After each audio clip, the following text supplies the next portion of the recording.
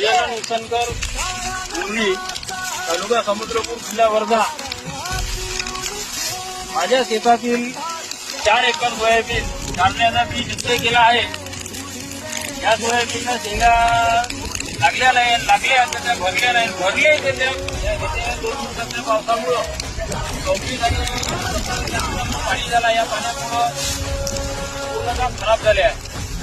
तर आता नाही झालं मला याला पेट्रोलचा कापण्याचा ह्या प्रयत्न करावा लागला. आणि आता समस्या तयार झाली आहे माझी. शेतीचा खर्च कसा करावा, जमीन कशी तयार करावी, काय फिरावं या जमिनीमध्ये, कसं कुठून आणावं, अशी मोठी खूप अपेक्षा सरकारकडे लागली आहे.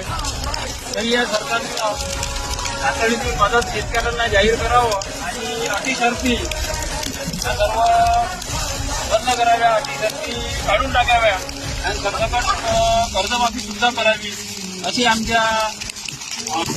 गजानन उसनकर, माझ्या शेतामध्ये पाण्याच्या दुष्काळामुळे खूप नापीक झाली आहे आणि नुकसान पण झालं आहे. 4 एकर सोयाबीन दिसत आहे पूर्ण कापणी झाली आणि खराब पण झालं आहे. शेंगामध्ये दाणा पूर्ण खराब झाला आहे. त्याच्यामुळे आम्ही असा निर्णय घेतला की हे पूर्ण ढगं पेटवून द्यायचे आणि आमची अशी विनंती आहे सरकारला की याचा आम्हाला मोबदला मिळावा आणि या कर्जमाफी व्हावं पूर्णपणे. 7-12 कोरा असं त्यांनी आश्वासन दिलं होतं, हे त्यांनी आपलं पूर्ण करावं अशी माझी इच्छा आहे.